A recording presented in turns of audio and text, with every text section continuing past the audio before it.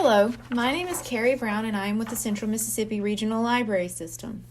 Today, I'm going to be reading to you chapters 8, 9, and 10 of A to Z Mysteries, The Absent Author. Written by Ron Roy, illustrated by John Stephen Gurney, published by Random House, New York. Chapter 8. Dink's jeans were nearly dry by the time they reached the hotel.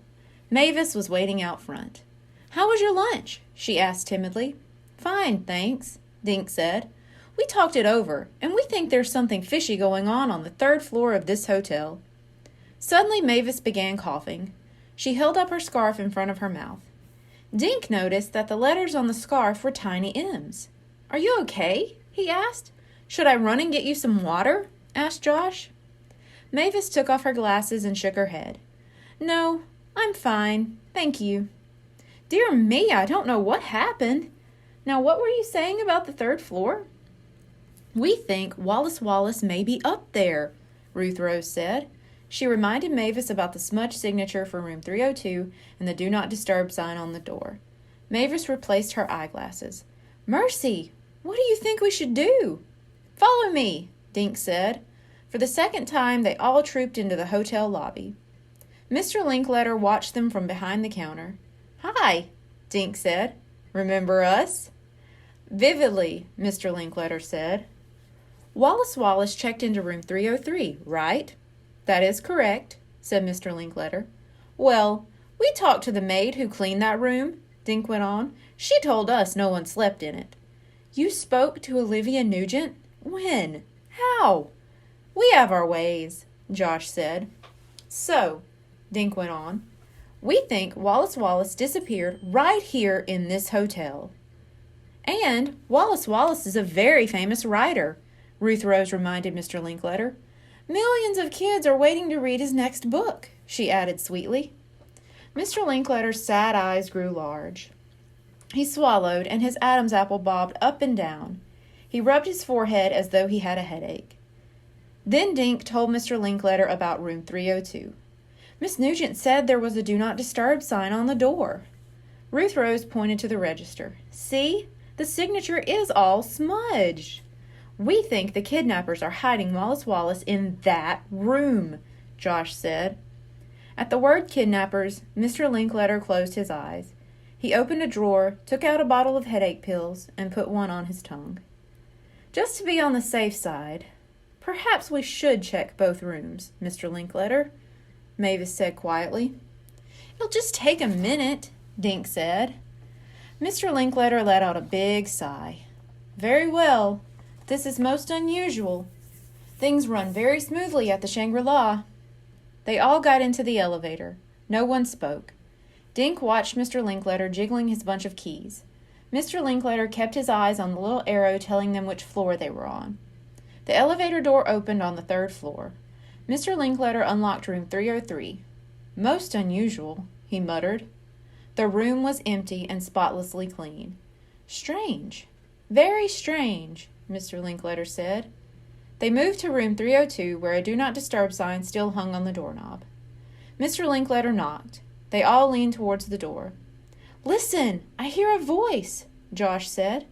"What's it saying?" Ruth Rose asked. They all heard it. The voice was muffled, but it was definitely yelling, "Help!" Mr. Linkletter unlocked the door and shoved it open. A man with curly blonde hair stared back at them. He was sitting in a chair with his feet tied in front of him.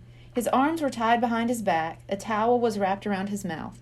"Oh, my goodness!" Mr. Linkletter cried. Everyone rushed into the room. Dink ran behind the chair to untie the man's hands, while Josh untied his feet. Mavis unwrapped the towel from around his face. "Thank goodness you got here," the man said. "I'm Wallace. Someone knocked on my door last night. A voice said he was from room service. When I opened the door, 2 men dragged me in here and tied me up." He looked at Dink. "You're Dink Duncan. I recognize you from the picture you sent. How did you find me?" "We followed your itinerary," Dink said. He showed Mr. Wallace the sheet of paper. "We got it from Mr. Paskey and used it as a trail." The trail led us to this room. I'm sorry I missed the book signing, Wallace said. As you can see, I was a bit tied up. He smiled. Then he rubbed his jaw.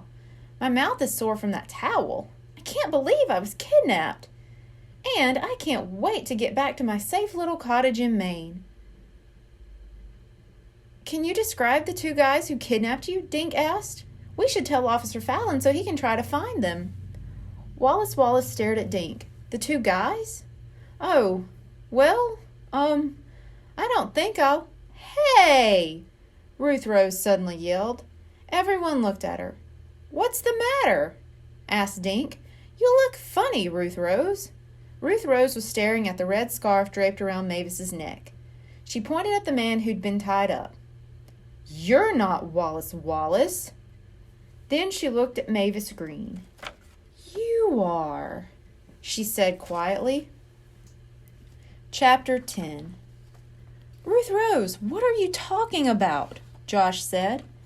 Dink didn't know what to think except that he was getting a headache. What makes you think I'm Wallace? Mavis asked.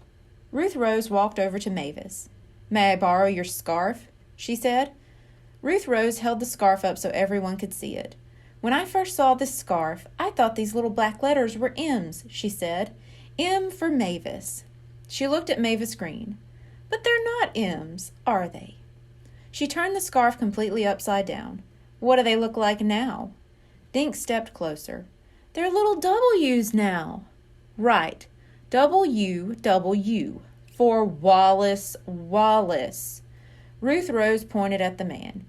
You just said you live in a little cottage, but Wallace lives in a big castle in Maine. It says so on the cover of The Silent Swamp. Ruth Rose pointed at Mavis's book bag. Seeing your bag again made me remember something I thought of today. Josh read that your castle was called Moose Manor. There's a picture of a moose on the side of your bag. Ruth Rose handed the scarf back to Mavis. And we read that Wallace's favorite color is green. You like green ice cream, and you chose Mavis Green for your fake name. Everyone was staring at Ruth Rose except for the man they had untied. He started laughing. Cat's out of the bag now, sis, he said. Then Mavis laughed and gave Ruth Rose a hug. Yes, Ruth Rose, Mavis said. I really am Wallace. She put her hand on the man's shoulder. And this is my brother, Walker Wallace. We've been planning my kidnapping for weeks. Dink stared at Mavis, or whoever she was. You mean Wallace is a woman? He said. Yes, Dink, I'm a woman, and I'm definitely Wallace. She winked at him. Honest. Mavis, the real Wallace, sat on the bed. She took off her glasses and pulled the barrettes out of her hair. She shook her hair until it puffed out in a mass of wild curls. Thank goodness I can be myself now, she said. All day I've had to act like timid Mavis Green. I can't wait to get out of this fuddy-duddy dress and into my jeans again. She kicked off her shoes and wiggled her toes in the air. Boy, does that feel good. Dink blinked and shook his head. Mavis Green was really Wallace? He couldn't believe it. But why did you pretend to be kidnapped? He asked. The real Wallace grinned at the kids' surprised faces. I owe you an explanation, she said.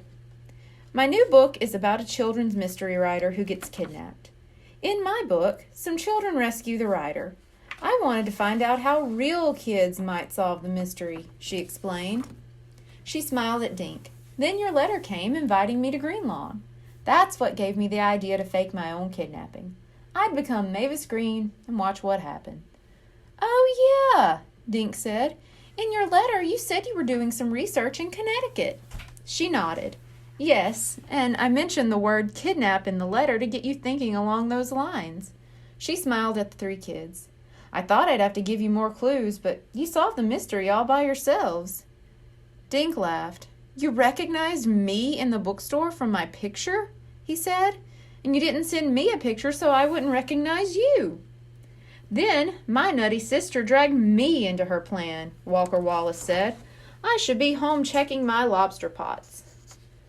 While you were eating lunch, Walker and I ate ours up here, Wallace said. Then, just before 2 o'clock, I tied him up in the chair and ran downstairs to meet you out front as Mavis." Wallace threw back her head and laughed.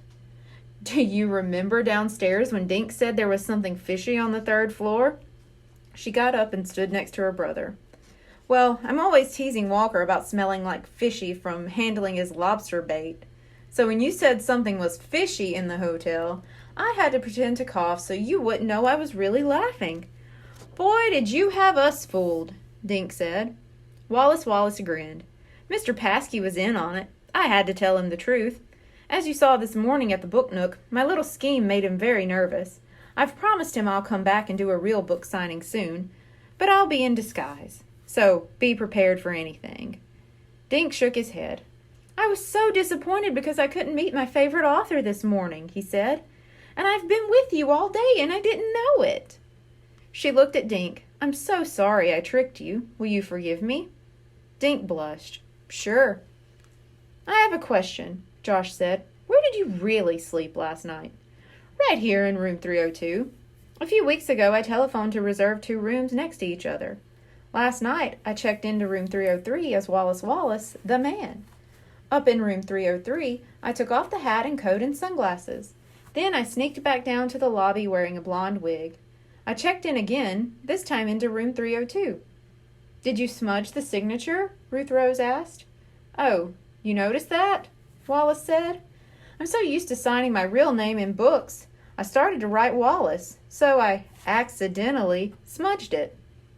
"I have a question, Mavis. Miss Wallace." "What should we call you?" Dink asked. "My friends call me Wallace," she said. "Well, the taxi driver told us you were smiling in the taxi. What were you smiling about?" Wallace was smiling now. "Oh, about a lot of things. First, I was wearing a man's disguise, and that made me feel pretty silly. And I knew I was going to meet you, one of my biggest fans. And I was happy because I knew whatever happened the next day would be fun." "I sure had fun," Josh said, grinning. "Poor Mr. Paskey having to lie to everyone with a straight face." "Boy, did I have a hard time pretending to be Mavis all day," Wallace said. "But my plan worked. I met 3 brilliant detectives. You helped me see how real kids would investigate a kidnapping. Now I can go back to Maine and finish my book." "How come your book jackets never say that you're a woman?" Ruth Rose asked. Wallace smiled.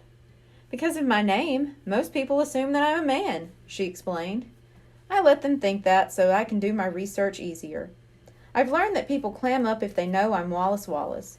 So out in public, I pretend I'm Mavis Green, just a regular person, not a mystery writer." "I get it," Dink said. "You don't have your picture on your book so people can't recognize you." "Right. And I hope you'll keep my secret." "We will, right, guys?" Ruth Rose said. "Thank you." "Any more questions?" Wallace asked. "Yeah," Walker said, giving his sister a look. "When do we leave? I've got lobsters waiting for me." "I have a question too," Dink said. "Will you send me your picture now?" "Yes, but I'll do better than that," Wallace said. "I'll dedicate my next book to my 3 new friends." Dink, Josh, and Ruth Rose did a triple high five. "Excuse me," Mr. Linkletter said from the door where he had been standing. They all looked at him. "It's nearly checkout time." Everyone laughed. Mr. Linkletter smiled, but just a little. The end. Thank you. Goodbye.